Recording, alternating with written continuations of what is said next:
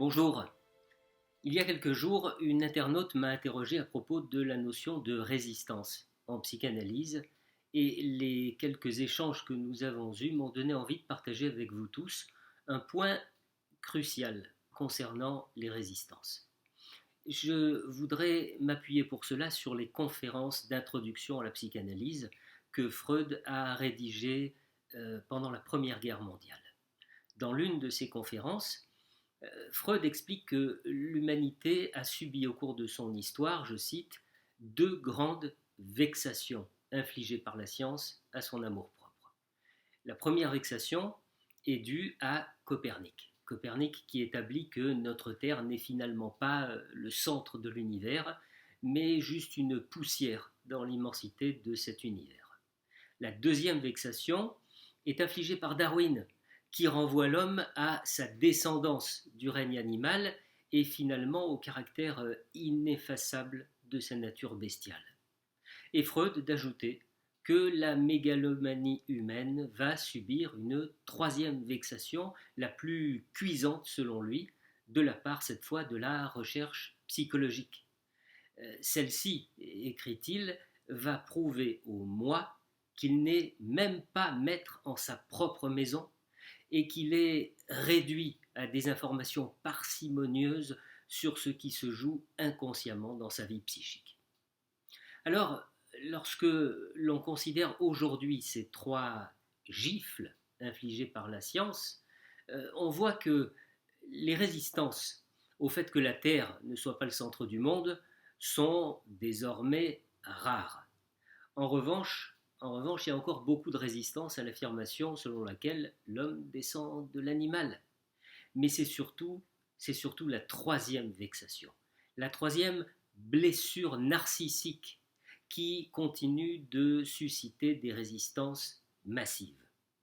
En effet, l'opposition à la psychanalyse et au domaine psychologique en général est toujours très présente.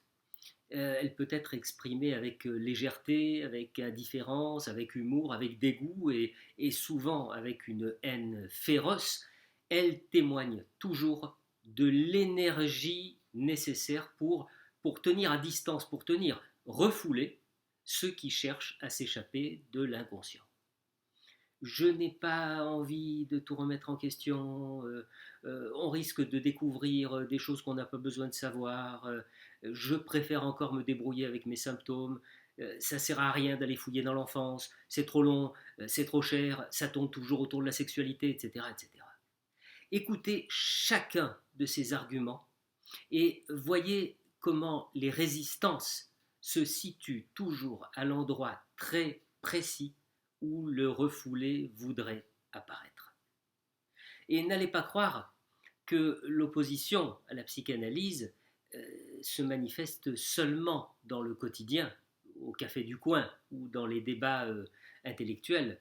Le plus étonnant, c'est que la résistance existe aussi pendant une analyse.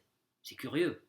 Comment un patient peut-il s'opposer au désir de guérison qu'il a fait entrer en analyse?